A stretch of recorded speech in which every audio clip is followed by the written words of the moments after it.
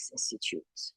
It's my pleasure to welcome you all to this timely panel with three highly experienced, thoughtful regional experts on negotiation, mediation, the Israeli-Palestinian conflict, regional dynamic.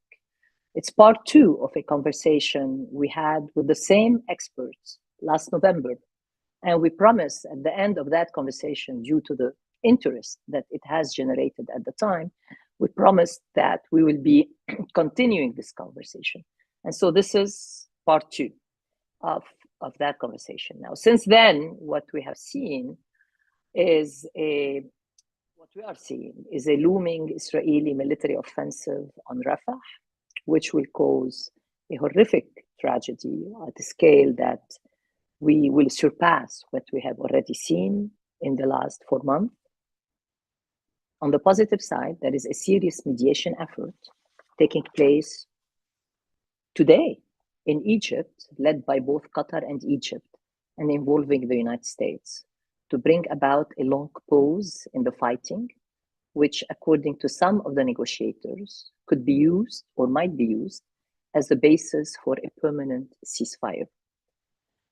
Since the beginning of the conflict in October of last year, more than 27,000 Palestinians, over 1,400 Israelis, and at least 136 UNRWA aid workers have been killed, while more than 130 Israelis remain in captivity and thousands of Palestinians are held in Israeli jails. The deal that's being discussed, or the negotiation framework that is on the table and being discussed in Cairo now, is that in return for the two sides, Hamas and Israel, agreeing to a long pause. There's still debate because one side wants a permanent ceasefire, the other side, Israel, wants a pause.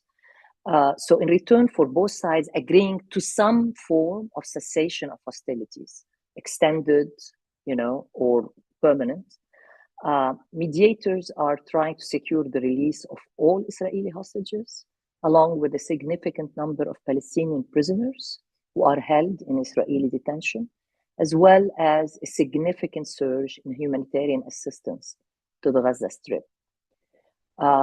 We still have, in addition to what's taking place in Gaza, we still have, as we discussed last November, we are still witnessing unfolding violence being perpetrated by radical right-wing settler groups in the West Bank, which to date have killed more than hundreds and displaced more than 1,200 Palestinians.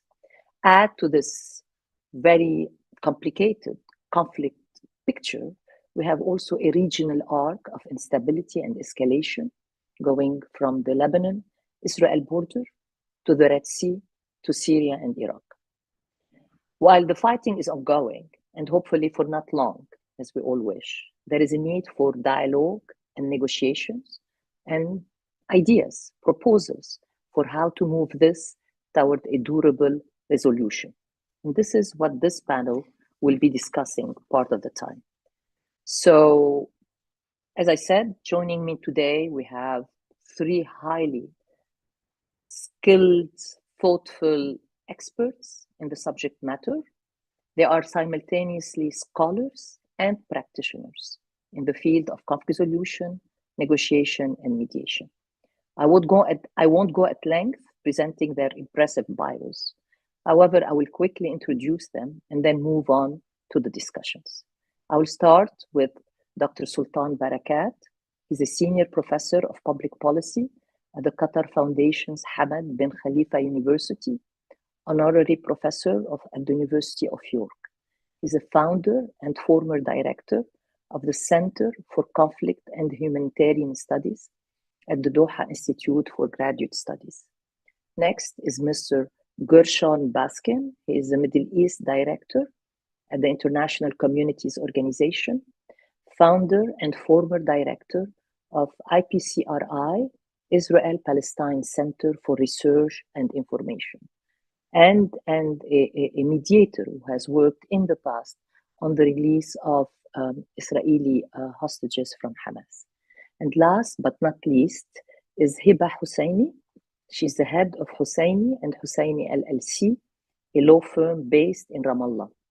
She has been legal advisor to Palestinian delegations in negotiations with Israel, in Palestine-Israel peace talks, and chair of the legal committee to final status negotiations between the Palestinians and Israelis. The way I agreed as a moderator with the panelists is we are going to structure this discussion into 3 parts. The first, what I say, the now, the future, and how to get there. And then we'll end with a, hopefully, 30-minute question and answer session. So the now is very much about what's going on now, the conflict, the stage of the conflict, where it is today, where we think it might be heading in the short term, and then about the mediation that are now taking place in Egypt. The second part is to discuss ideas, proposals for next steps that need to be taken now to get us to cessation of hostilities, or even steps post cessation of hostilities. And all 3 panelists have penned articles, proposals on this topic. And these have been posted to the chat section, and you can look at them, as they are presenting them themselves. So the second part of this is to discuss with the panelists their ideas, and to have them share with us their ideas about next steps, mechanisms, again, how to get from where we are to that stage, and then how you can move to a durable solution to the Israeli-Palestinian conflict. Now, before we move into our discussions, one final note to the audience. The Zoom question and answer function is open to submit questions to the panel. Again, I will try to reserve the last 30 minutes in this panel for that, and we'll try to address all your questions. So let's get started. So the first questions, which first will go to Hiba and then to Gershon. It's where is the conflict today? What's the likely next stage? Again, there is this looming Rafah offensive. How likely is it? When, we have Ramadan coming up next month as well. That also creates certain dynamics. Is there a shift in the public mood at home? Hiba in the West Bank, among the Palestinians, Gershon in Israel. So starting with Hiba. Thank you very much, Randa. It's a pleasure to be with you and the panelists, and thank you for having me again. As you said in your opening remarks, the situation is very, very precarious and dangerous on the ground, be it, of course, Gaza or West Bank, and to some extent Jerusalem, where I live. I think the biggest, we thought when we had our conversation in November, we thought that was a very bad situation with the Israeli massive reaction to the October 7th attack and the hostage taking. And we were all a little bit relieved when the ceasefire, or a temporary ceasefire at that time, took place, and some hostages were released, and some Palestinian prisoners were also released. And we were hoping that this would continue, and we would reach a ceasefire, a permanent ceasefire, and we start with the promise of having the two-state discussions and negotiations launched soon, and the reconstruction of Gaza. Unfortunately, the situation continued to worsen, and the Israeli offensive, the Israeli defense became a major offense of such proportions that today in Gaza, we have around 100,000 people either killed or injured or buried under the rubble, missing under the rubble. The devastation to the infrastructure is on massive scale. Gazans were moved or forced to move, displaced from the north to the center, and then from the center to Rafah, to the south. Today, 1.5 million people are in the south, in Rafah area. And the fear that they will be further displaced and forced out is certainly there. This has not decreased, this fear has not decreased at all, on the contrary. And I'll get back to this point in a minute, but I want to also add that the humanitarian situation is also catastrophic, because the medical supplies, the food supplies, the water are not going into Gaza in sufficient numbers. I mean, there are stories. Is it Egypt's responsibility, Israel's responsibility? Is it Hamas's responsibility? Is it the international humanitarian organizations that are allowed to enter and operate? I think it's everybody's involved in this catastrophic humanitarian condition in terms of food entry, security clearances by Israel, and the distribution chain. And this goes to everything from medical supplies to food to water and other essentials. The fact also that the UNRWA is being limited in terms of its operation, which is historically a humanitarian operation, whether the story that some people were implicated or part of Hamas and being investigated, around 10 or 15 people, should not have received this kind of reaction in terms of cutting off the aid from the international, some international sources. Plus also recently, yesterday, the Israeli government issued a notice that the UNRWA operations in Jerusalem and its satellite villages like Kufr Aqab and other locations that are set within the Jerusalem, these are Area C, but within the Jerusalem satellite orbit, the UN will not, the UNRWA will be also closed, and more and more international aid will be cut off as well. So that's the situation on the ground, and it's worsening, and it's worsening to a point where people in Gaza don't have food, and they're eating basically what do you call it? Animal feed, basically. Animal feed, yeah.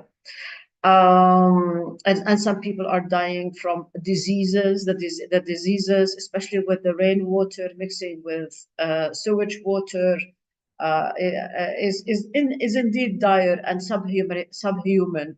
And all humanitarian red lines have been crossed. Not a single one has been left intact, and it's going to get worse.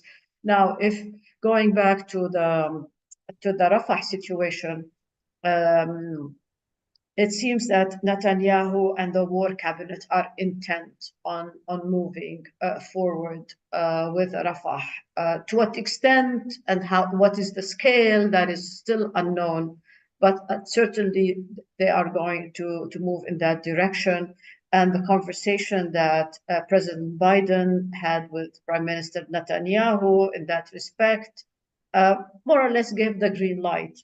To what extent you can keep the operation within a scale, given the fact that you have 1.5 million people in 60 square kilometers. I mean, this is the area of Rafah. This is the area we're talking about, 60 square kilometers with 1.5 million people stuck there. Basically, they have nowhere to go because they cannot go north. to the south, to the center of Gaza, and to the north of Gaza, where Israel has, removed all forms of living conditions. Basically, there are no supplies, there are no homes, and there are no hospitals. And of course, the hospital situation, the medical care situation, even in Rafah, is also very, very limited. I mean, these hospitals are not designed to care for the number of injuries and the types of injuries that are resulting from airstrikes and ground bombardment. So basically, and again, they don't have sufficient supplies. So again, the humanitarian condition on the ground is very, very difficult. Now, I want to touch on the West Bank because quickly, because we have to start moving to Gershon. Yes, go ahead, please. Yesterday, in Jenin, or actually this morning in Jenin, there was a demonstration against President Abbas by the Jenin residents. So this is again cautionary, and it's a signal to where things are going, especially after the fact that Israel keeps the incursions in Tul Karim, in Nablus, in Jenin, of course, in Jericho, in Bethlehem, and then with all these, the strict checkpoints against movement and so forth and so on. So that's generally the situation. Very, very difficult. So quickly, Hiba, so you expect this demonstration to be like the harbinger of a movement now that's going to against the PA? And maybe very much so, because they were asking for his resignation. Yeah. All right. Gershon, can you give us the perspective from what's going on in Israel? Public mood. Sure. Where are we? Especially building on what Hiba just said. What are the intention of Mr. Netanyahu's about Rafah, and how is the public looking at it?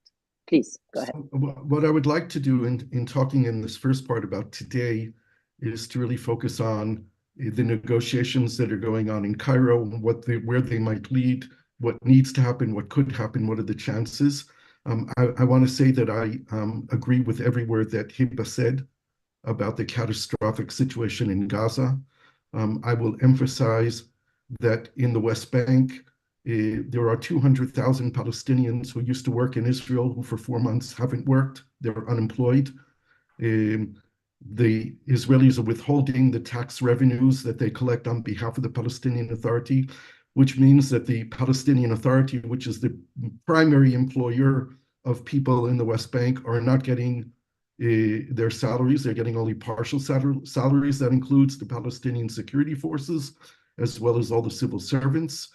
And some 350 Palestinians have been killed in the West Bank since the beginning of the war by Israeli soldiers and Israeli settlers. So the situation is really explosive. The PA has nominal coverage. I don't know what we want to call it, governance, basically in Ramallah, Bethlehem, and Jericho. And most other parts of the West Bank are not even governed by the PA anymore, which doesn't have control there. And there's no doubt that President Abbas is extraordinarily unpopular, and yet he continues to serve. We can deal with that. I'd like to deal with that in the later part when we talk about the day after the war. On the Israeli side, I think it's important to note that there are still 150,000 Israelis who are displaced within the country, from the south of the country and from the north of the country. Israel is stuck in October 7th. We have not moved beyond October 7th. Most of our news coverage, most of what we see in the newspapers and in the electronic media, the radio and the television stations, is all still about October 7th. The Israeli public is still traumatized. We get very, very little coverage of the reality of life in Gaza or the West Bank. Israelis don't see the humanitarian disaster, the catastrophe in Gaza. They see the physical damage, but they see very little of the human suffering that's taking place in Gaza. We're living two different wars. Israel and Palestinians, or Israel and the rest of the Arab world, who see what's going on in Gaza, and the Israelis don't see it. They're not living it, they're not feeling it, and quite frankly, I think if they did, they wouldn't feel a whole lot of compassion anyway. Most of this war is being fought, from my sense of view, my point of view, as a war of revenge. There's a great sense of revenge, of making the Palestinians pay for what Hamas did in Israel on October 7th. Most Israelis, I believe, accept the narrative that there are no innocent people in Gaza, that they're all supportive of Hamas, and they all cheered for Hamas when they breached the Israeli border and committed the atrocities in Israel that they did. So it's very difficult to imagine even a situation of future reconciliation when these two populations are suffering so much. Israel is traumatized. There's no other word for it. For Israelis, this is the biggest traumatic event that has taken place since the Holocaust. And that's the terms that the Israelis use to describe their situation. And objectively speaking, it's true. More Israeli Jews were killed on one day in one place than at any other time since the Holocaust. And without making comparisons, there's no doubt that Palestinians are reliving the Nakba. There can also be no other description for what Palestinians are experiencing. For them, it's displacement, it's massacres, it's reliving 1948 all over again. And not just the people in Gaza. I think every Palestinian feels it every single day, wherever they are in the world, whether they be in Palestine or they be outside of Palestine. This is a sense that I get from my Palestinian friends and colleagues, is that they are reliving the Nakba in real time, every day. Where do we go from here? Gershon, can I just interject quickly, because that exact point, when you are describing the Israeli mood, how many Israelis are in your shoes in terms of being able to see what the other is living, what the other camp is living through? Very few. Even the people who, the so-called experts or the correspondents who cover Palestine on the television, are seeing it through the Israeli lens. There are very few Israelis who are able to enter the way that Palestinians see the world that they're living today. I think it's very few. Even people who are still believing in the chance of peace in the future are seeing a very one-sided picture of the daily reality. And Israelis who are in that camp, the more liberal, the more pro-peace camp, are consumed by the fear and the anxiety that we experience every day because of the hostage. 134 hostages are still in Gaza. The official number by Israel is that 31 of them are already dead, either killed by Israeli bombing or killed by Hamas. The unofficial numbers talk about more than 50 of the 134 hostages remaining who are dead. And that number will increase every day. So there's a great deal of anxiety and fear, a great deal of solidarity with the families of the hostages, yet not enough to force the government to make the deal that Hamas is demanding. I want to say about a month ago, the Egyptians came up with a proposal for dealing with the ceasefire and the negotiations for hostages and prisoners. It was the first time since the war began that someone put down on the table something comprehensive. It looked at different stages, with the end stage being an end to the war. That developed into the proposal that came out of the Paris meeting, in which the head of the CIA, the head of the Mossad, the head of the Israeli Shin Bet, the Prime Minister of Qatar, and the head of Central Intelligence of Egypt participated in. And they put down a three-phased plan, which the government of Israel accepted in principle, and had reservations about some of the details, and then it went to Hamas. Hamas took about 10 days before they responded. I tried to explain to people that there's no individual in Hamas who makes these decisions. Hamas makes decisions in a consultative process where they try to reach consensus, and it's a process done by Gaza, by Doha, Istanbul, and Beirut. It used to also include the Hamas prisoners in Israeli prisons, but they are completely cut off since the beginning of the war. There are no family visits, there's no Red Cross or UN visits, and no lawyer visits to the to the prisoners, so there's no consultation with the prisoners. But it takes time, plus all the difficulties of communicating with Gaza makes it very difficult. But this is a decision that's made in consultation, usually by consensus. It is often expressed at the end of the day by Osama Hamdan, the representative of Hamas in Beirut, who has become more or less the official spokesperson of the Hamas consensus. What he usually says is what's written on the Hamas Telegram pages also, and it reflects the decision of Hamas. The proposal that Hamas put down on the table was immediately responded to by Netanyahu as being delusional.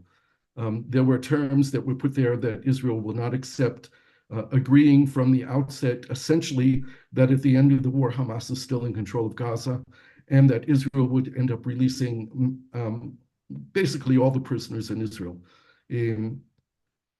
On the basis of Israel's refusal and the very high demands made by Hamas, the Qataris, the Egyptians, and the Americans have been trying to work on some compromises, and that's what they're meeting about right now in Cairo. And the same actors are there: the head of the CIA, the head of the Mossad, the head of the Shin Bet, the person from the Israeli army coordinating the hostages deal, the prime minister of Qatar, and the head of Central Intelligence in Egypt. There is also a Hamas delegation in Cairo right now. I'm not 100% sure, but I believe it's being headed by Dr. Khalil al-Haya. Khalil al-Haya is Sinwar's deputy. He was sent to Doha before the war broke out to be the coordinating point between Doha and Gaza. Here's how I see what could come out of it. Probably the only positive outcome of it. Shortly, because you have to turn now to Sultan. Please, go ahead. If there can be an agreement, it'll be based on Hamas's agreement to separate phase 1 from 2 and 3, meaning that they would agree on a 45-day ceasefire, and Hamas will reduce its demands on the prisoners that Israel has to release. They demanded that Israel release 1,500 prisoners, including 500 who are serving life sentences for murdering Israelis. There's a total of 559 Palestinian prisoners serving life sentences. Israel will not accept that number. Israel could raise the number of prisoners released because there are between 9,000 and 10,000 Palestinian prisoners now in Israel, including more than 5,000 that have been arrested in the West Bank since the beginning of the war, and at least 1,000 people who have been taken out of Gaza by Israel into prison.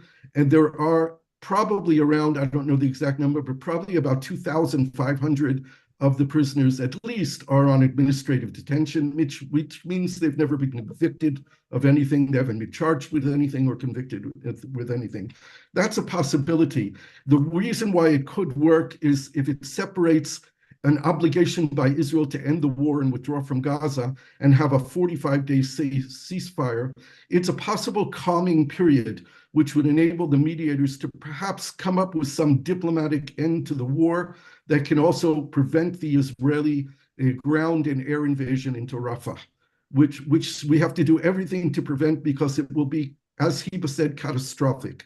With 1.5 million people living in 20% of the Gaza Strip today, an Israeli land and air offensive would be catastrophic to the population there. Even if they have some plan to move as many people out of the area as possible, it will still be catastrophic. So a 40-day calm period of no fighting, by the way, would also be a ceasefire with Hezbollah in the north, and the Houthis would stop shooting at ships in the Red Sea probably. A 45-day ceasefire might enable some of the more rational people in the region, in the country, in Israel, in Palestine, to come up with some kind of idea that could put a diplomatic end to the war. One last sentence. The Israeli conditions for ending the war involve 3 issues: getting all the hostages home, sealing off the border between Gaza and Egypt, known as the Philadelphia Corridor, which has no doubt been the route of smuggling weapons into Gaza over years. And the last is the removal from Gaza of the 3, 4, 5 top Hamas leaders, perhaps expelling them or them voluntarily going to a country not adjacent to Israel. Those would be Israel's conditions, I believe, for ending the war without going into Rafah. Thank you, Gershon. Thank you very much. Sultan, the floor is yours now. You know, picking up on what Gershon said in terms of possible agreements going forward. What's your sense from Doha about where we are with that process that's now taking place in Egypt, and where does Hamas,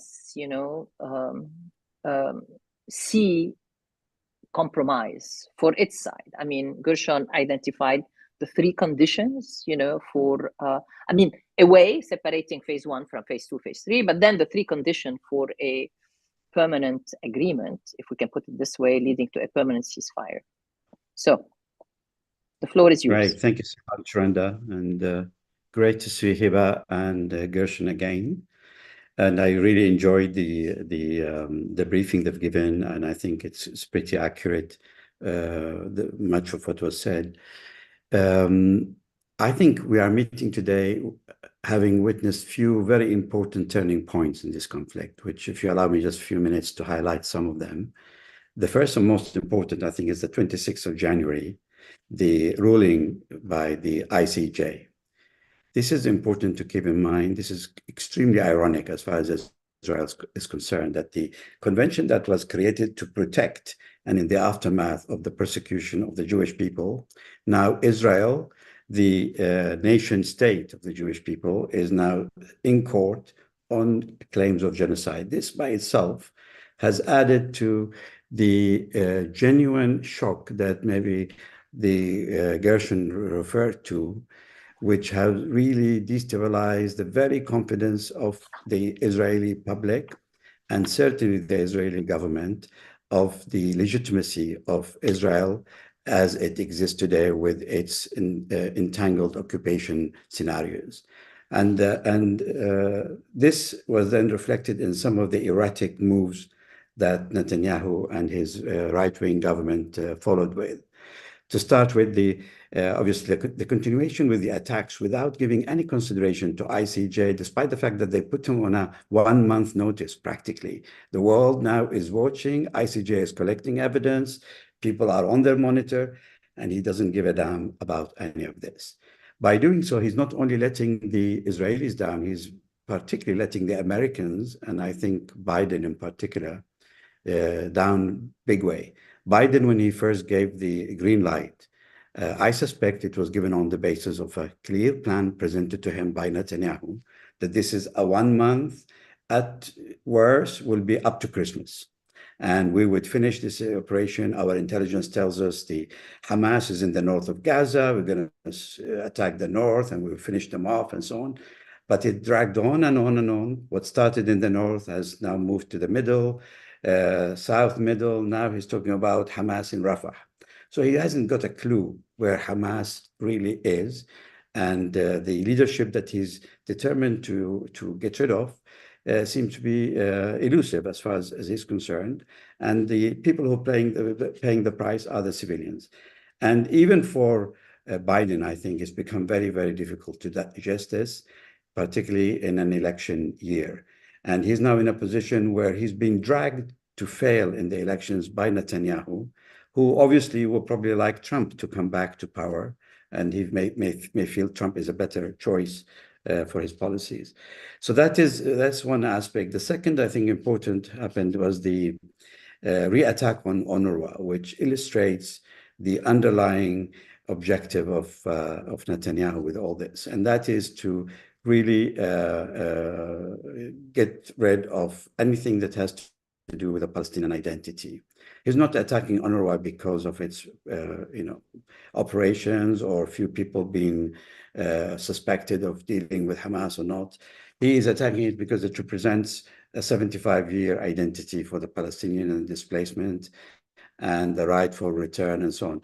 So in addition to making these 2.2 million people mobile, he's destroying their infrastructure. He's also destroying the social infrastructure. He's gone after the very last, if you like, glue that keeps them together. And this is UNRWA, which keeps them together, connected not only in Gaza, but the West Bank, Lebanon, Syria, and Jordan.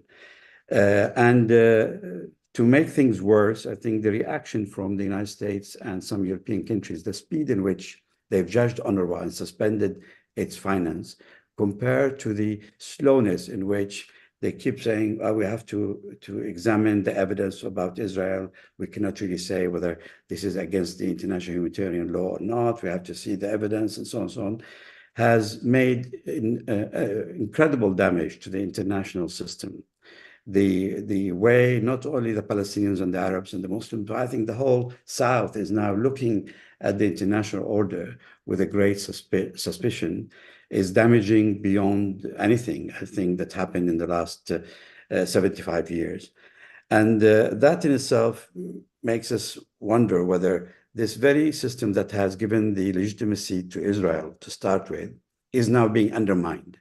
And it has taken the discussion back to the pre-1947. For the first time now, things like, from the river to the sea become annoying. It's considered anti-Semitic, etc. Because I think genuinely people have started to question the very existence of the structure and where it's heading. I also think very important small changes started to appear on the political landscape globally. You could see the wording coming from the foreign minister of the United Kingdom, for example. His Cameron is becoming much more measured, much more careful. He's referring more and more to what the Palestinians are suffering from. More and more calls are there for Israel to restrain its military action. And even Biden, I think earlier today or yesterday, meeting with King Abdullah of Jordan, the statements that he said for the first time are very, very different from his position at the beginning of this war. So there are shifts taking place, largely because of the incredible number of people being killed, the way they've all been reported in front of all of us. And particularly, I think, with the stubborn position that Netanyahu continues to take, which makes those negotiations very difficult. And I'll come back to the negotiation because it's interesting. This is the first time Hamas does not dismiss the proposal. They came back with a counter proposal, which in itself is reopening the way forward for negotiations.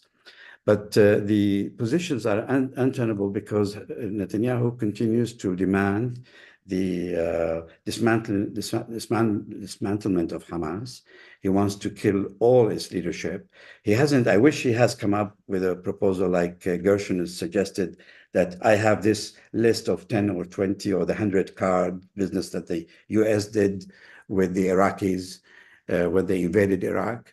He hasn't done that. He's talking about total elimination of Hamas as an ideology. He's talking about de-radicalization of the population. He's talking about de-Hamasization, if that's a term. And all of this doesn't give any confidence to Hamas to negotiate with him on an outcome, particularly after they tried him end of November. They had that, the pause. Then it broke down because of differences over whether women soldiers should have been included under women or soldiers in the exchanges.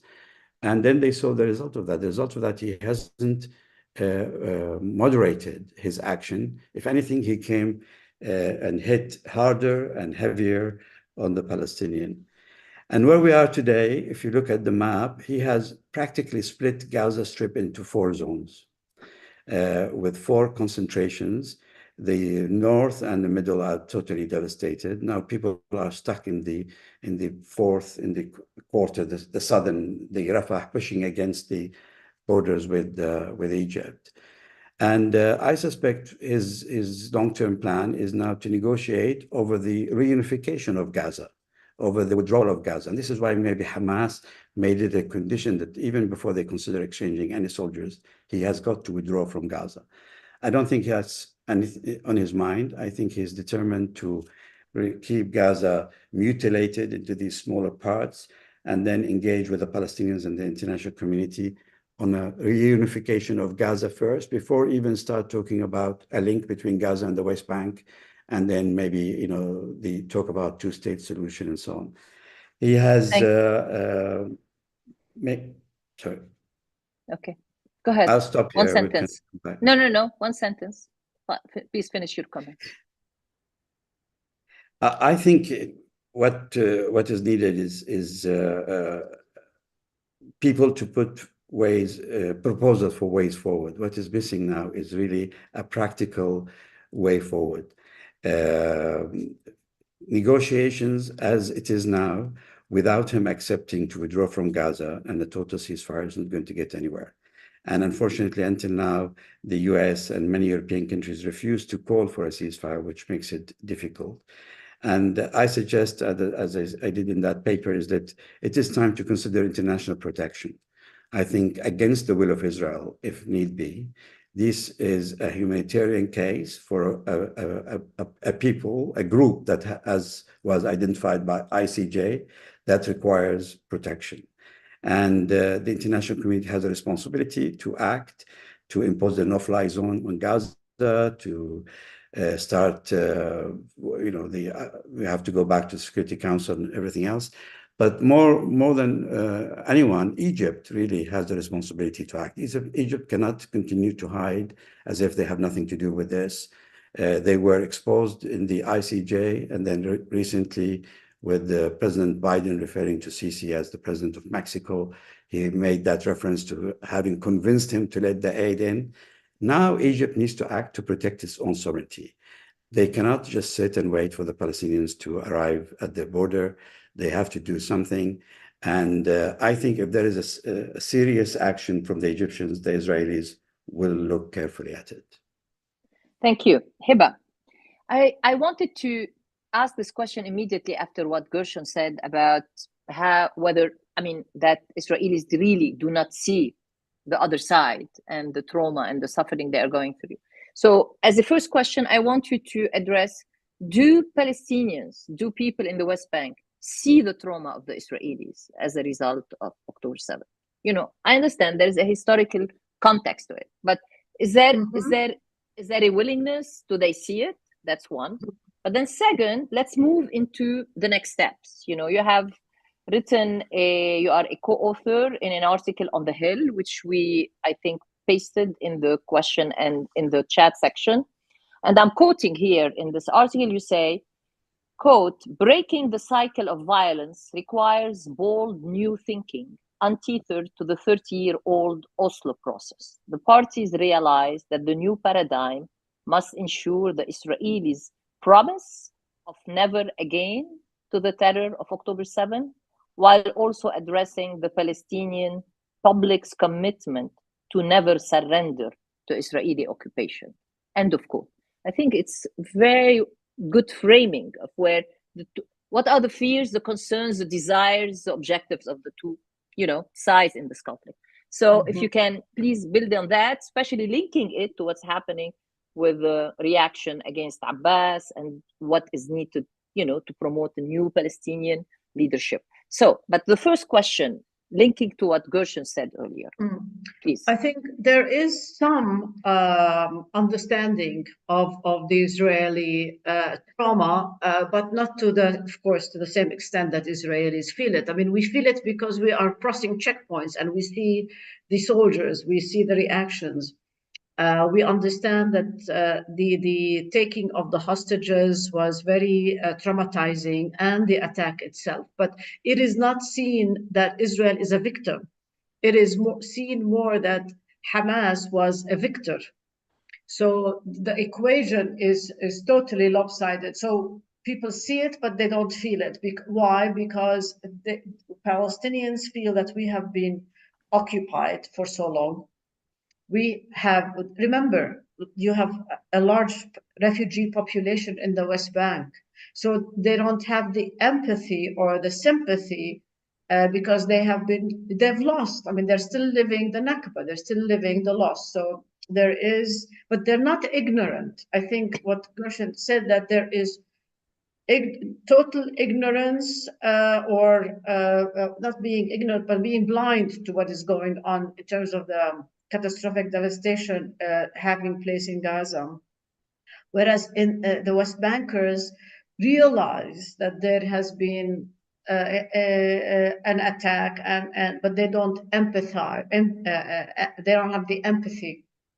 Again, because the soldiers are going into their own homes at night and into their. I mean, just yesterday, they closed off another satellite village of Jerusalem called Aram, and they rounded up 40 people in the middle of the night, 40 young men. As Gershon mentioned also, the number of prisoners taken, prisoners from the West Bank since October 7th is around 5,000 people. So there is this sense of anger, but not sense of support or sympathy. But again, everybody wants this to end, and they are feeling the pains of the Gazans, because we see it, we witness it, we realize the extent, and we feel that we are next in the West Bank. We are next. If Netanyahu does not heed the ICJ and keeps ignoring it, and now with the report coming within 1 month, we don't know what the final decision is going to look like, but it's likely now to be a condemnation or an accusation. And we feel if he keeps ignoring it and ignoring the situation and the public outcry, global outcry, demonstrations and so forth, and getting the support from the US, because the US is also seen as a full partner. And because they're giving the armaments, the supplies, and the money, at the same time cutting us off, as Gershon said, in terms of the our own money, from the imports, plus cutting off aid to UNRWA. I totally agree with Sultan in terms of the UNRWA situation. It's the identity. It is the 75 years of right of return and the Nakba and so forth. So people see all of that. So there's no genuine sense of sympathy. Now, there is, in terms of Abbas, I mean, his popularity is declining every day, and he has no legitimacy in the eyes of the West Bankers, and at the same time, there is no trust. There is no trust in that he is able to. Him and his security forces are capable of providing security for the West Bankers. Because they are, again, providing more. People say they're providing security for the settlers as opposed to security for the Palestinians because of the tremendous cooperation and so forth and so on. And the Palestinian security forces also arrest Palestinians and prevent demonstrations in the West Bank cities. So, I mean, Jenin was a defiance this morning.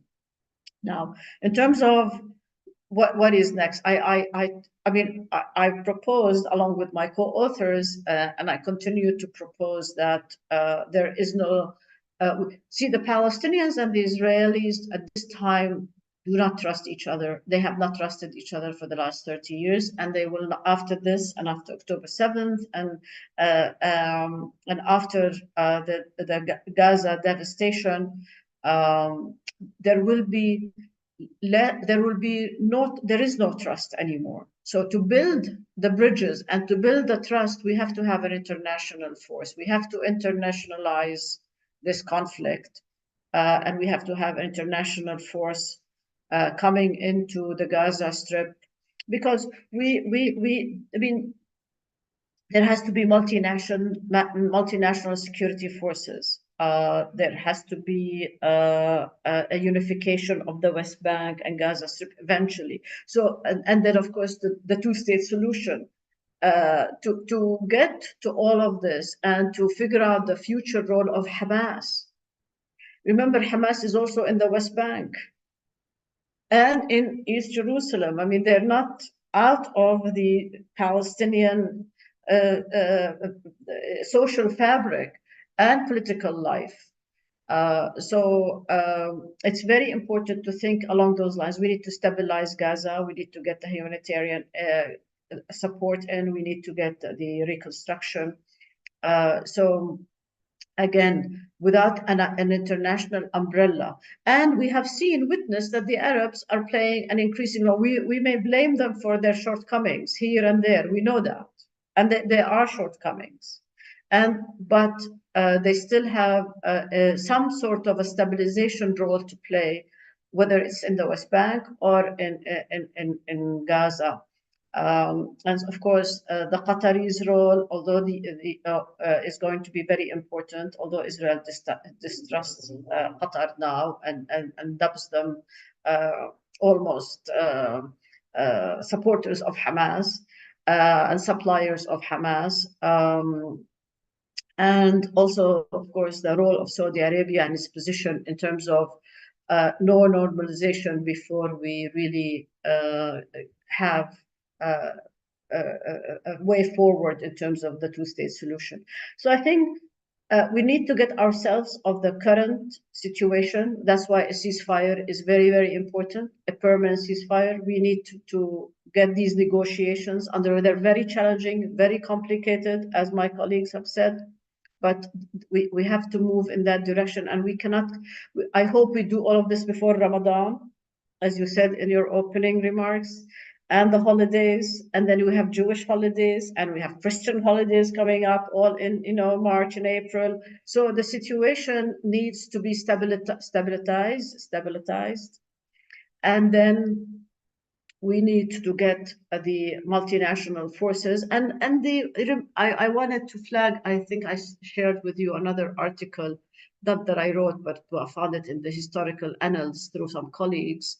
In 1957. In Gaza, the UN peacekeeping forces were there post-Suez Canal crisis. When Nasser nationalized the Suez Canal in 56, the UN under Eisenhower, the US, along with the support of other 9 members of the UN, issued a security resolution to get security forces in the Gaza Strip. So I think Israel to return to some sort of a normal, accepted player in the Middle East with legitimacy, because now they're also seen as another illegitimate government, should, as Sultan mentioned, should be move toward the stabilization stage, the negotiation stage, and post ceasefire we get an international. Abbas and his team cannot rule the Gaza Strip. In the West Bank, they have not been able to rule the Gaza Strip. They've had some limited functional control over areas A and B. The majority of area C is not within their control, as Gershon said. All the movement is not within the control of the PA. They were ousted from Gaza in a coup in 2007, so they don't have legitimacy there. To get their legitimacy back, which is important, and Hamas has not objected to having some sort of role for the PA to return to Gaza post this war. I think we need to give them the time to build the capacity and the governance, and then so day one would be the ceasefire and the release of the hostages and the prisoners and other arrangements. Then day two would be unification of the West Bank and Gaza Strip under an and first international forces come in. The UN as could be a player. UN, in our article in The Hill, was successful in Cambodia. There are models for the UN. Israel rejects the UN and does not want it. But I don't think. Yes. I think this conflict, where it stands today, and I will end on this point, Israel cannot continue to have a veto power over everything concerning the Palestinians. And the US is should listen to what the world is saying. And we should take the lessons from the ICJ matter that was brought by South Africa, because otherwise we are going to be in a prolonged war overflowing into the West Bank. Okay, thank you, Hiba. Gershon, first question I want you to address, building on what has been said today and something you have said yourself. You said that there is no pressure coming from inside Israel about moving toward a ceasefire, right? Moving toward a permanent cessation of hostilities, that there is more endorsement of the war. So if that's the case, how can where this pressure will come from? That's if on Israel.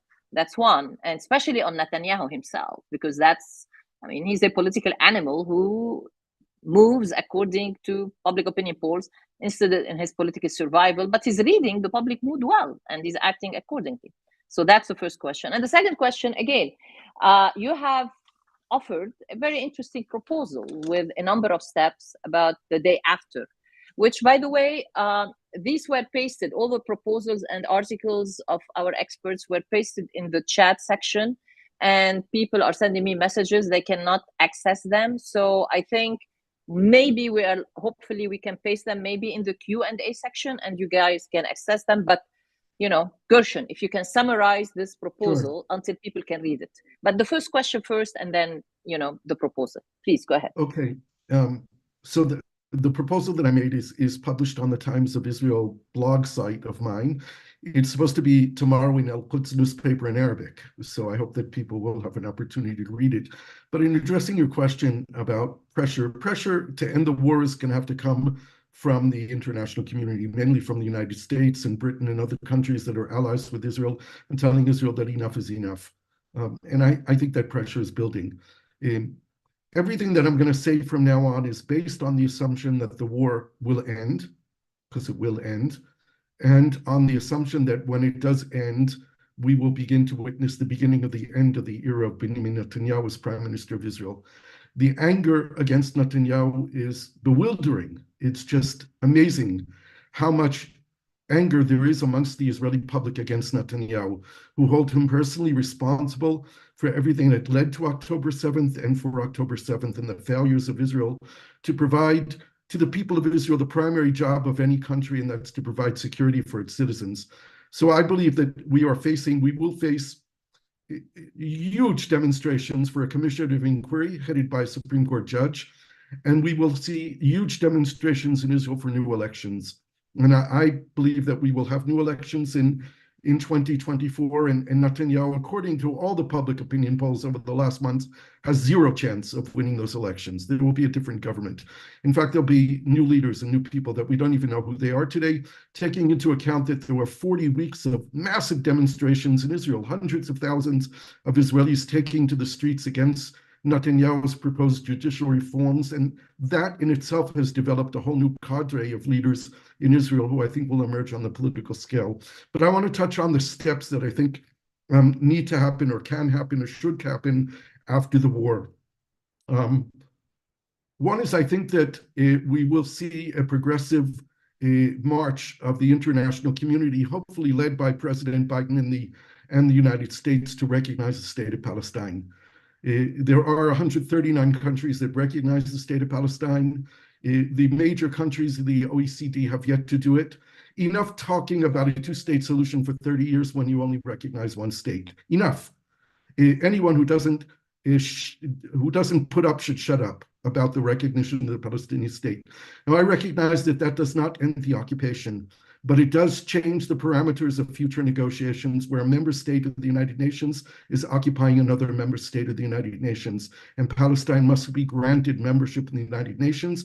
And I agree wholeheartedly with Heba. In fact, I've been using this sentence over and over again. The veto that Israel has on the question of Palestinian statehood needs to be removed. This is not an Israeli decision. This is a decision of the international community. What Hillary Clinton used to say, that the Israelis and the Palestinians have to want it more than us, is no longer true, because this conflict has spilled beyond the borders of Israel and Palestine. It affects the security of the region. It affects the security of the world. And therefore, the world has a responsibility to end this notion that this is a conflict that can be managed. This is a conflict that must be resolved. I quite frankly thought that there was no two-state solution viable anymore for the last years, and suddenly it's back in front of us. And I think we will see. By the way, I keep reminding the people in the American administration that Biden has lost so much support in the Democratic Party, particularly amongst young people and minorities, that if he doesn't recognize the state of Palestine, he has no chance of winning the elections. Not that those people will vote for Trump, they won't, they simply will not vote, and he will lose. So this is in his personal political interest to recognize the state of Palestine and to be serious about the two-state solution for the first time. I think that what needs to happen, and here I'm going to take the gall, I guess is the word to use it to make some suggestions to the Palestinians of things that I think that they should do. And I'm doing this completely as a person who believes very deeply in Palestinian freedom and liberation and see myself as a friend of Palestine and the Palestinian people. I think that there needs to be a temporary Palestinian Authority administration in the Gaza Strip, headed by someone who is acceptable to people in the West Bank and in Gaza and to all the factions. I'll throw out a name, but the name is less important than the idea.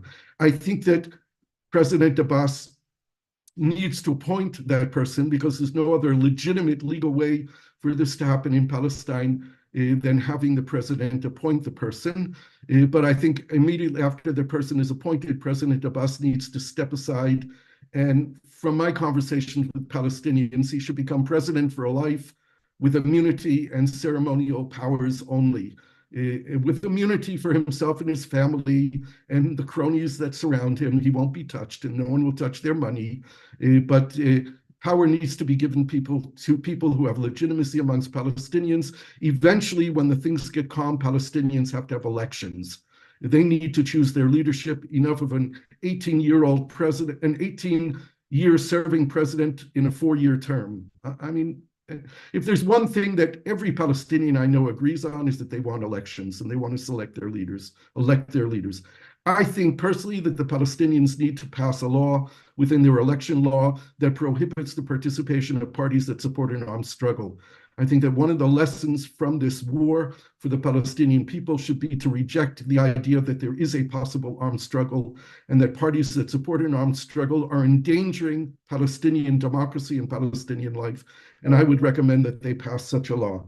I think that the Palestinian temporary administration in Gaza has to then invite an Arab-led multinational force to come to Gaza with a limited mandate of no longer than 2 years. There will be no foreign troops in Gaza, be they Arab or other, that will not be considered occupiers if they're not invited by a Palestinian-led administration. So it has to be led by Palestinians. They have to do the invitation, maybe through the Arab League, maybe not, but it should probably include Egypt and Jordan, the Emirates, the Saudis, and anyone else who's willing to join in. It should be Arab-led. There can be other forces that join. Again, the administration has to be limited, the mandate limited.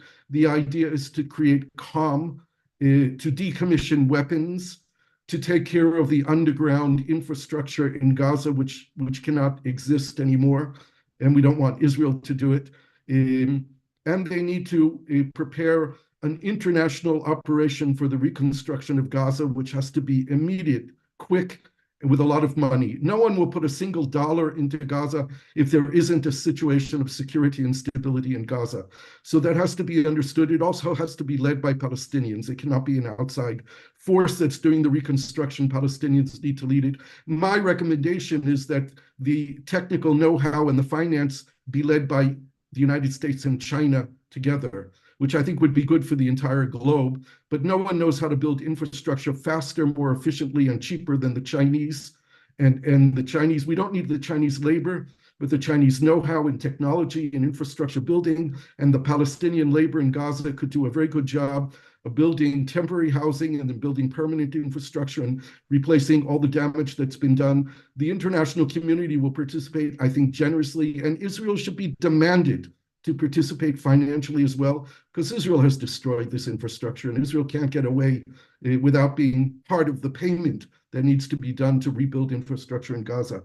I think that there needs to be negotiations once there is a calm, perhaps after there's elections, but negotiations on making the two-state solution real. Those negotiations should take place in a regional framework, not bilateral Israeli-Palestinian. That table is too unbalanced.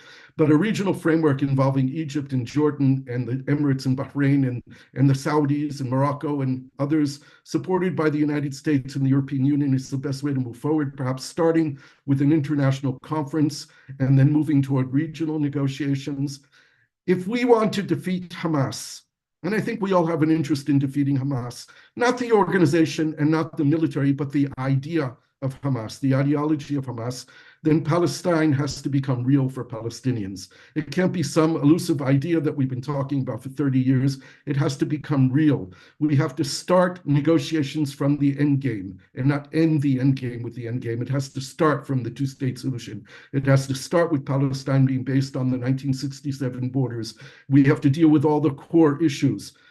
We have to understand that Israel will never have security if Palestinians don't have freedom and dignity, and Palestinians will never have freedom and dignity if Israel doesn't have security. That's the equation here. And in order to make Palestine real, it needs the international community to back it. It needs to be forced on Israel, and Israel has to be told by the international community that the occupation has to come to an end. And I think the realization that has to come out of this war is that the 7 million Israeli Jews and the 7 million Palestinian Arabs living between the river and the sea are not going anywhere. And either we begin to look forward, never forgetting the past. We won't rewrite our narratives. We will remember. We will remember everything that they did to us. That will be part of our narratives forever. But if the next generation of Israelis and Palestinians only look backwards, then October 7th and what followed is just another ring on the cycle of what we've experienced for 100 years. We need people to begin to look forward and understand that this land has to be shared. We can't destroy each other. We have to stop doing this. We need the international community to make it real because, as I said, this conflict endangers not only regional security, it endangers the security of the whole planet. Thank you, Gershon. Sultan, I was reading before this panel your piece in Al Jazeera. Sultan has an opinion piece in Al Jazeera published 9 February 2024. And he has already mentioned some of the ideas that he has included, but they are specific, which is about this interim arrangement, which will include under international protection, appointing an independent SAR with the approval of the UN and the global community to lead the process and responsible for the day-to-day governance, but also with guidance and support from a special council made out of individuals representing all Palestinian factions, including Hamas. This is where, I mean, I see lots of commonalities between your proposal and Gershon's proposal and ideas that Hiba, has already talked about in her pieces as well. But I think the issue of Hamas is going to be a big issue going forward in thinking about its role. And so I'm going to give you the time, the space to basically summarize what you have written. I don't know if, to be very honest, I think my colleagues at MEA are trying to figure out how to make sure that you all access these pieces. But in the interim, I want you, Sultan, to take some time to, present them, summarize them quickly, and address this issue. How are we going to overcome it? The role of Hamas going forward.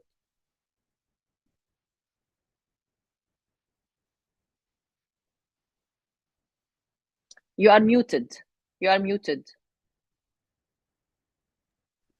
Sorry about this. I think to understand what Hamas means and what Hamas could mean in the future, we need to go back to the founding of Hamas. Hamas was created specifically to address the issue of occupation. You end occupation and there is no need for Hamas. There is no argument for Hamas. Hamas, when they took over control of the Gaza Strip, they did so because the Palestinian Authority was pursuing them, trying to prevent them from practicing what they see as their legitimate right to resist occupation. This is one of the main reasons why they felt at the time that they should just take over. I don't think there was any ambition at the time, and probably still is not the ambition, to act as a municipality, which they ended up doing throughout the last 17, 18 years. So this is really important to keep in mind when we address the issue of Hamas. Hamas, you end occupation, and likelihood there will be no Hamas as a structure.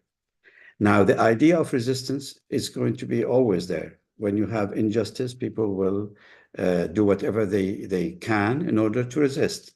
And that is something that is legitimate.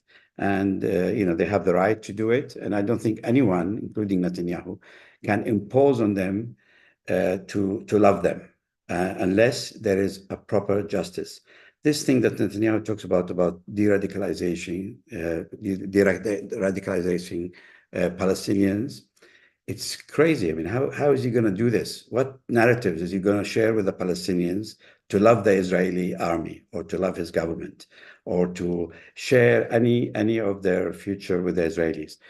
He has to, we have to change all of that narrative to start with.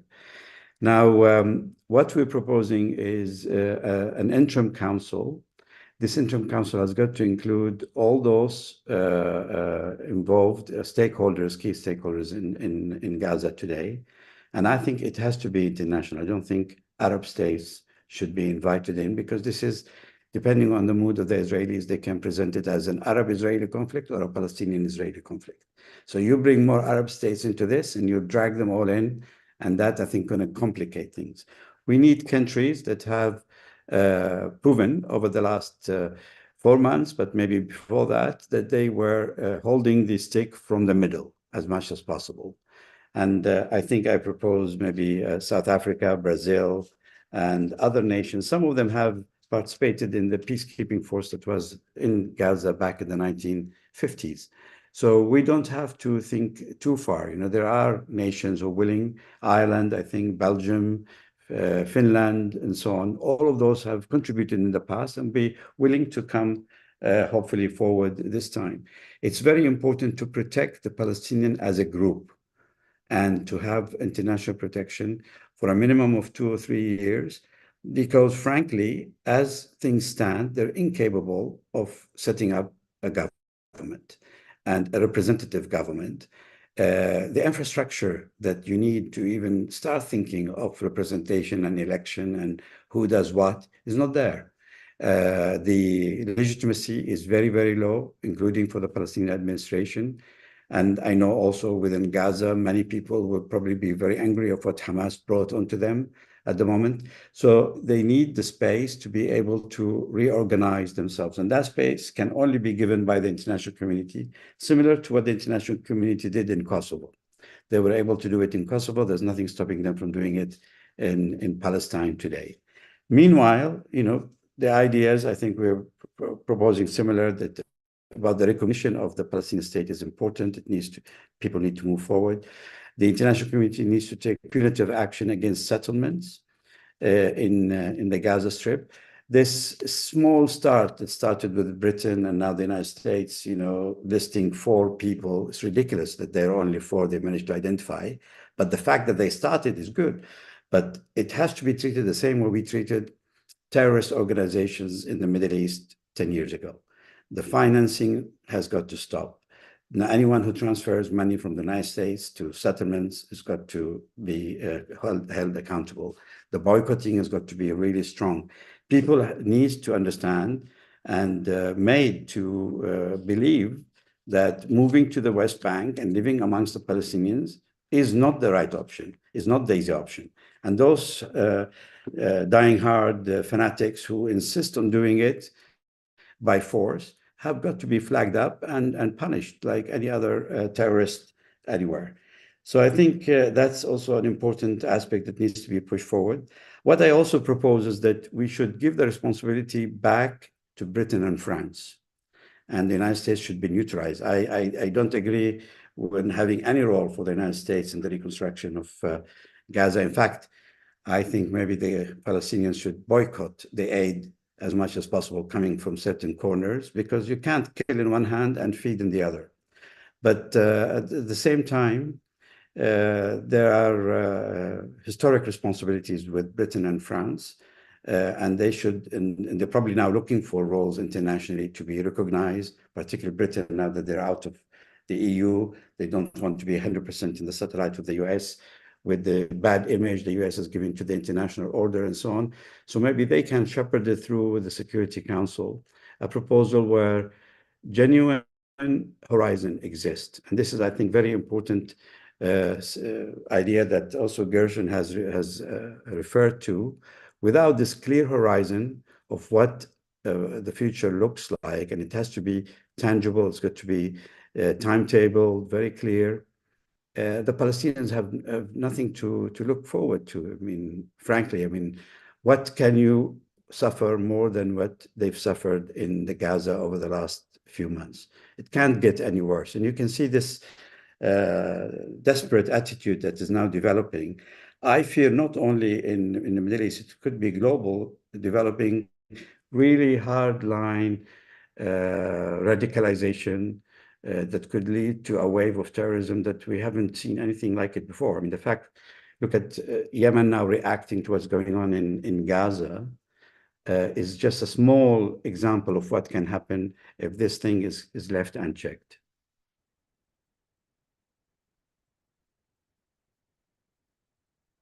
Now you're muted, Randa. Sorry, thank you. I have been throughout the discussions until now scrolling through the question and answer section. And I think a lot of these questions have already been addressed in the different remarks that were made by the three experts. And so I'm not going to go question by question, but there are certain questions that still need an answer. And I'm going to ask them in terms of, one question, and I think Hiba, maybe you can start with that. Let me ask these questions that I think we should address before the end of the session today. One question says, I saw some reports on Twitter that Palestinian President Abbas was in Qatar discussing the formation of a possible technocratic government. I'm foggy on the details. Do any of the panelists, and here I'm addressing it to you, have insights about what they are working on? So that's a question. Now, for Gershon, there is an interesting question, is that why most of those people who are negotiating in Egypt are members of the respective intelligence communities and not diplomats, although there is the Qatari prime minister who is involved in the negotiation. But for the others, you know, Egypt, Israel, I'm forgetting here, Egypt, Israel, the United States, we have head of intelligence agencies. So why is that the case? And then there is this question also, which I think is also need to be addressed by you, are the protests that are taking place in the United States having any reverberation inside Israel? You know, especially those that are denouncing Israeli actions. Are they having any impact? Are they not necessarily on Netanyahu, which is clearly not taking place based on his actions, but are they being debated, you know, inside the Israeli public? And people are, you know, worried about the future of the Israel-US relationship as a result. And then finally, Sultan, you know, there is this question about, sorry, I'm trying to figure it out here. It's about, you know, given the settlement footprint, you know, how reasonable, how practical, or as they put it, where does, you know, is it practical to talk about a two-state solution? I mean, given the settlement footprint, how can you engineer that going forward, given the settlement footprint? So let's start with Hiba, move to Gershon, and then end with Sultan, please. Certainly, I mean, he always, President Abbas always welcomes Arab support because also he understands the relationship between Hamas and Qatar and the role that Qatar has been playing. So in that respect, I don't have details, to be honest. So I cannot answer the specifics, but I know that from his perspective, Qatar is always a good welcome ally, and he welcomes their role. I think, generally speaking, Abbas needs a bridge between him and Hamas, because he's been very adamant against Hamas, and he never forgave them for the coup they dealt him in Gaza in 2007. So he is unable to communicate directly with them, and does not see them doesn't see their rule in Gaza as legitimate. However, he has not been very critical, nor did he come out with a full condemnation of the October 7th attack. So he is he's balancing himself and looking towards third parties like Qatar to play a role in the bridging the gaps. Can I just allow me Randa, one Gurshan, second, just a clarification, because it was reported when Abbas went to Qatar that he was going for a week, and it's been reported that he came back after 1 day. So I don't know what happened there, and why if it's true that his trip was cut short and he did return to Palestine after 1 day, it's very curious. I haven't seen anything reported about it, so I don't know, maybe. I haven't either. Yeah. Maybe Sultan, do you have any information on that? No, he's not called on me. Okay. So Hiba, quick follow-up question. There is this, you are hearing more and more about Marwan Barghouti, right? And the role that he can play in the future Palestinian state. Can you quickly, basically reflect, comment on this quickly before I turn to Gurshan? He's very well regarded among all Palestinians, and Hamas has placed him on top of the list in terms of the prisoners' release. So even Hamas looks up to him. So he will get a lot of support if he is released, or even if he runs from prison. This was a big discussion when Abbas announced the elections in 2021, which he eventually canceled. So yes, he has. He is seen as the godfather, so to speak, of the Second Intifada. And he has certainly paid his dues being imprisoned for such a long time. So his release will be very welcome, and he could play a unifying role and could be a catalyst for the unifying Fatah and Hamas, or the Palestinians in general, basically. Gurshan, would you like to also respond to this issue about Marwan Barghouti in your answers? But you have already 2 questions. Yeah, Marwan's an old friend of mine. I spent many hundreds of hours in dialogue with Marwan. I've even communicated with him over the last 22 years that he's in prison through his lawyer. Marwan, by the way, everyone should know that since the beginning of the war, Marwan has been transferred 3 times to 3 different prisons. He's in solitary confinement, spending most of the day in the dark. He has, according to one visit that he had with his lawyer, been physically abused, and he's being starved. And a very prominent Israeli Jewish lawyer has submitted to the court against the Israeli prison authorities of the treatment that Marwan's getting. But I don't think Marwan's alone. I think that many of the prisoners have been really badly abused by the Israeli prison authorities since the beginning of the war. They're taking revenge on the prisoners as well. And this the world doesn't know about and should. That is correct. Marwan is a unifying force. Marwan was behind the prisoners' document that I think was issued in 2006, if I'm not mistaken, which was a unity document amongst the main Palestinian factions. And I think that Marwan could be a leader. I know from communicating with him, even as recently as the past months, that he still supports a 2-state solution. He still maintains the position that the Palestinians have the legal right to an armed struggle. But my understanding from Marwan is that if the world was serious, and that if Israel was serious about negotiating, he would be willing to renounce the armed struggle. He believes that the best road to Palestinian freedom and liberation is through negotiations and not through an armed struggle. And I think he would be, he's very difficult for Israel to swallow.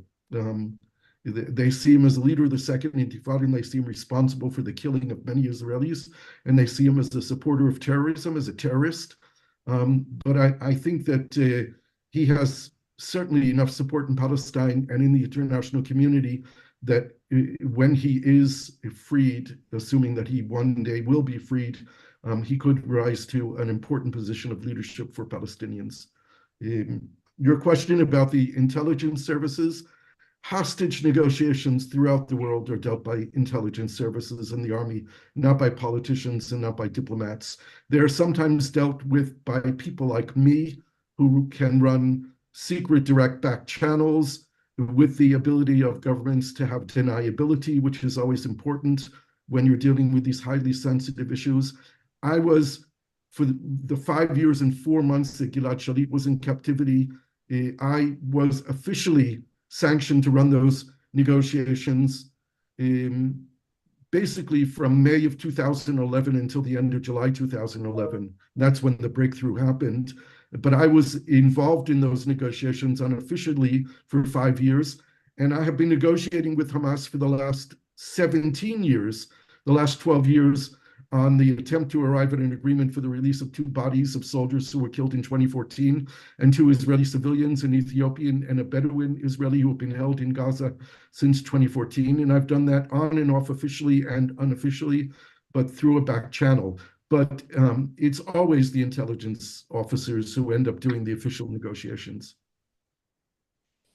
And then the last quickly question.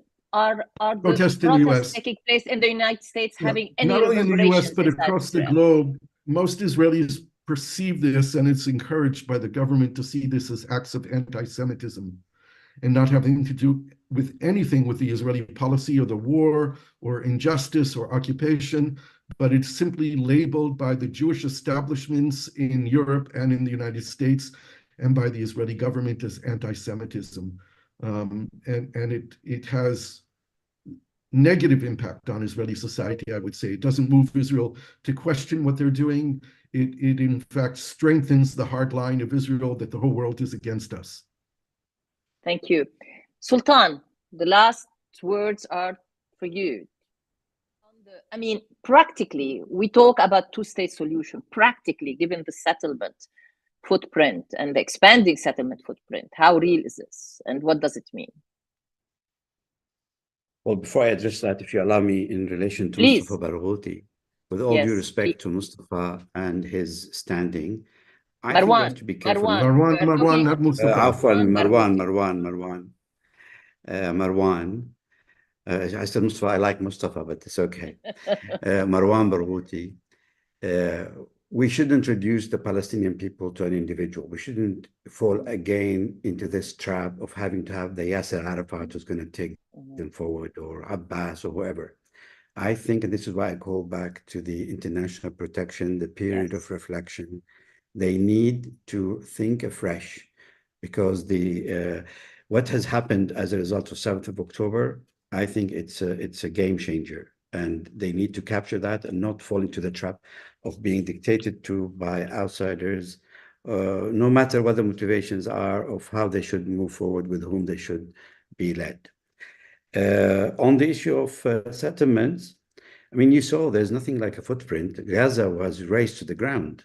You know, if you have the will, you can make it work. You can remove buildings, you can remove settlements, you can build settlements, you can already now multinational companies are preparing the plans for the reconstruction of Gaza, and all sorts of ideas about how it's going to be environmentally sustainable, this and that. So imagination is there. The most important is the legality.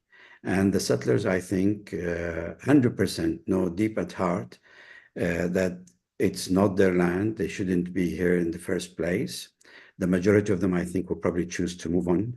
As has happened during the war, a lot of people fell back on their second nationality and passport and left Israel altogether, some for a period, some have not returned yet, and so on.